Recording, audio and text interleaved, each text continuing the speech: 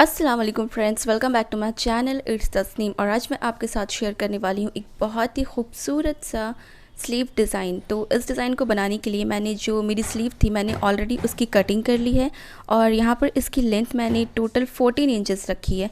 तो अब नीचे में मैं जो पैटर्न ऐड करूँगी उससे ऑब्वियसली इसका जो लेंथ है वो इंक्रीज़ हो जाएगा।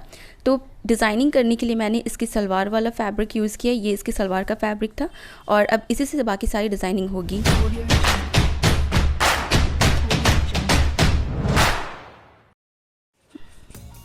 तो ये सलवार से जो बचा वाला फैब्रिक है इस पर मैंने सबसे पहले 1.5 इंच पर इस तरीके से मार्किंग कर ली है, क्योंकि मुझे 1.5 इंच का एक स्ट्रिप कट करना है इसमें से। और यहाँ पर मैं सारी मार्किंग को स्केल की हेल्प से एक स्ट्रेट लाइन में ड्रॉ कर दूँगी। और इसी तरीके से आपको 2, 4, 5 जितनी इसमें से आपकी स्ट्रिप्स निकल रही है उतनी निकाल लेनी है। उसके बाद आपको इस सबको कट कर लेना है। तो यहाँ पर मैंने सारी स्ट्रिप्स को कट कर लिया है। इस स्लीव की जो असल डिज़ाइनिंग है वो इस स्ट्रिप से ही होगी, क्योंकि हमें पतली पतली सी स्ट्रिप बनानी है। डोरी भी बना सकते थे लेकिन मैंने यहाँ पर पतली पतली सी स्ट्रिप तैयार की है और इस स्ट्रिप के साथ ही और इसके साथ मैं 2 लेसेस यूज़ करने वाली हूँ। तो इसी से सारा डिज़ाइनिंग जो है वो बनेगा। तो वीडियो को ध्यान से एंड तक देखिए और अगर अभी तक आपने मेरे चैनल को सब्सक्राइब नहीं किया तो प्लीज़ सब्सक्राइब कर ले, ताकि आपको इस तरह के और बहुत ही खूबसूरत स्लीव के डिज़ाइन और पैंट के डिज़ाइन और आउटफिट फ्रॉम स्क्रैच वीडियोस देखने को मिले। तो यहाँ पर मैंने सारे स्ट्रिप्स को कट कर लिया है। अब आपको क्या करना है, इस तरीके से एक स्ट्रिप लेना है और इसको दोनों साइड से फोल्ड करते हुए इसकी बिल्कुल बारीक सी 1/2 इंच इतना आपको इसकी एक सिलाई लगा लेनी है। सिलाई लगा करके आपको ये पतली पतली सी स्ट्रिप तैयार कर लेनी है, बिल्कुल 1/2 इंच का, उससे ज़्यादा नहीं। तो यहाँ पर मैंने सारे स्ट्रिप्स को तैयार कर लिया है। उसके बाद मैं यहाँ पर ले रही हूँ पेपर, आप कोई भी पेपर ले सकते हैं। और पेपर की जो विड्थ है वो मैंने 3 इंचेस की रखी है। और यहाँ पर देखिए मेरे पास छोटे पेपर्स थे तो मैंने इन दोनों पेपर्स को सिल करके ज्वाइन करके इसकी लेंथ बढ़ा ली है। उसके बाद यहाँ पर 4 इंच पर मैं इस तरीके से मार्क कर रही हूँ। ये जितने भी स्ट्रिप्स है इसको हमें छोटे छोटे 4 इंच के मार्किंग पर कट कर लेना है। तो यहाँ पर मैं इसको 4 इंच पर सारे स्ट्रिप्स को मार्क कर रही हूँ। उसके बाद मैं इन सब को कट कर लूँगी और कट करने के बाद ये छोटे छोटे से स्ट्रिप्स तैयार हो जाएंगे और इसी स्ट्रिप से ये सारी डिज़ाइनिंग करनी है। तो यहाँ पर मैं सारे स्ट्रिप्स को कट कर रही हूँ 4 इंचेस पर। आप जितना आप चाहें उतना आप इसकी जो डिज़ाइनिंग है वो इसकी मेज़रमेंट रख सकते हैं। जैसे मुझे यहाँ पर थोड़ी सी ब्रॉड चाहिए थी इसकी डिज़ाइनिंग, तो मैंने यहाँ पर 4 इंच रखा। आप कम करना चाहे तो आप 3 इंच भी रख सकते, 2 इंच भी रख सकते। तो यहाँ पर सारे स्ट्रिप्स जो है वो कट कर रेडी हो गई। फिर मैंने अपना वो पेपर ले लिया और इसकी विड्थ मैंने आपको बताई थी, इसकी विड्थ 3 इंचेस है। और इसकी लेंथ मैं आपको बताती हूँ, इसकी लेंथ 12 इंचेस रख रही हूँ, क्योंकि मुझे नॉर्मल स्लीव बनानी है और जो स्लीव की विड्थ होती है वो 10 इंचेस है।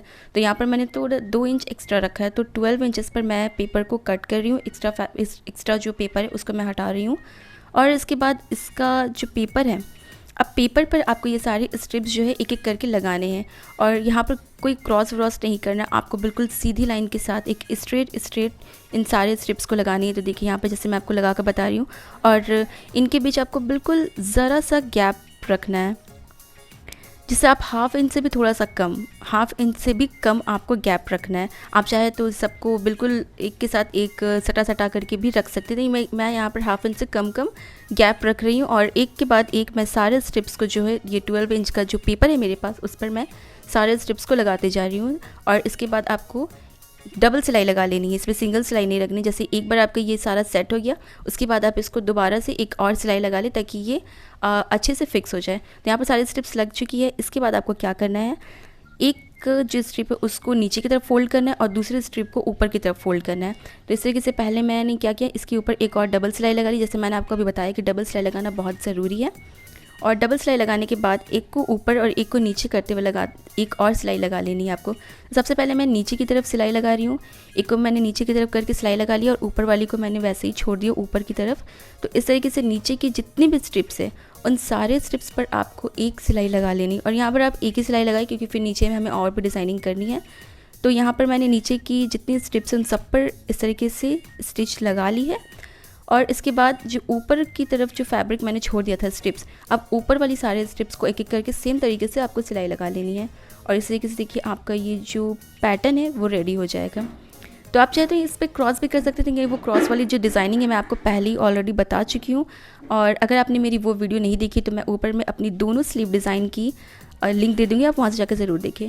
उसके बाद मैंने एक और 1.5 इंच की सेम फैब्रिक का स्ट्रिप तैयार किया और उसको इसके नीचे पर लगाना शुरू कर दिया डबल फोल्ड करके। और याद रखिए पेपर आपको अभी नहीं निकालना क्योंकि पेपर जो है अभी वो अच्छे से फिक्स नहीं हुआ है इस डिज़ाइन के साथ। तो यहाँ पर मैंने पहले एक सिलाई के साथ इस फैब्रिक को लगा दिया इसके नीचे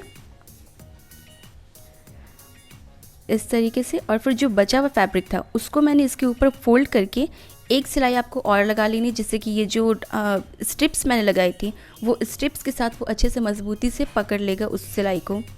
तो आपको पेपर नहीं निकालना, आपको पहले ये सारी डिज़ाइनिंग कंप्लीट कर लेनी। आप बिल्कुल लास्ट स्टेज पर इस सारे पेपर को निकालेंगे। और इसके साथ मेरी यहाँ पर जो डिज़ाइनिंग थी, जो मैं यहाँ पर फैब्रिक नीचे पर लगाई थी, वो लग कर के कंप्लीट हो चुका है। अब आपको क्या करना है, इसके बाद आपको लेना है वापस से ये वाला फैब्रिक और फिर यहाँ से आपको 2.5 इंच की एक स्ट्रिप तैयार करनी, ठीक है। 2.5 इंच की एक स्ट्रिप निकालनी है।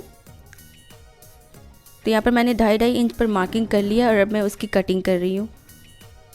और ये स्ट्रिप मैंने कट कर लिया। ये आपको एक जैसे 2 स्ट्रिप निकालनी दोनों स्लीव्स के लिए। तो मैं आपको यहाँ पर सिर्फ एक ही स्लीव की डिज़ाइन करके दिखाई, तो आपको 2 स्ट्रिप्स निकालनी है याद से। अब मैं अपनी स्लीव वाली फैब्रिक लेती हूँ और यहाँ पर डबल फोल्ड करके ये वाला जो मैंने स्ट्रिप रेडी किया था इसको डबल फोल्ड करके ऊपर की तरफ रख करके आपको यहाँ से एक सिलाई लेकर के इसको मजबूती के साथ अच्छे से फिक्स कर लेना है इसके साथ। तो देखिए यहाँ पर मैंने इसको अच्छे से फैब्रिक को सेट कर लिया है और फैब्रिक को सेट करते जाना और फिर आपको यहाँ से एक सिलाई लेती जानी जिससे कि ये इसके साथ अटैच हो जाए। अब देखिए यहाँ पर मैंने एक सिलाई के साथ इसको अटैच कर दिया। अब क्या करना है, क्योंकि यहाँ पर हमने अटैचिंग की है ना, तो इसको फैब्रिक को अब सीधा कर लेना और सीधा करने के बाद बिल्कुल वहीं से जहाँ से मैंने इस फैब्रिक को अटैच किया था वहाँ पर मैं एक सिलाई और लगा रही हूँ। और इस सिलाई को लगाने के बाद आपको ये जो फैब्रिक है बहुत अच्छी तरीके से इसके साथ अटैच हो जाएगा। फिर इसके साथ मैंने जैसे आपको पहले बताया कि मैं इस डिज़ाइन पर 2 लेसेस और यूज़ करने वाली हूँ। तो यहाँ पर इस सिलाई को कंप्लीट करने के बाद मैं अपनी एक लेस यहाँ से अटैच करने वाली हूँ। तो सबसे पहले मैंने लिया है यहाँ पर रेड कलर की ये जॉइंटर लेस और इस लेस को इसके नीचे आपको अटैच कर देनी है।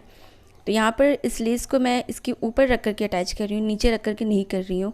तो यहाँ पर मैंने इसको इस फैब्रिक के ऊपर लेस को रखा और यहाँ मैं एक सिलाई के साथ इस लेस को अटैच कर रही हूँ।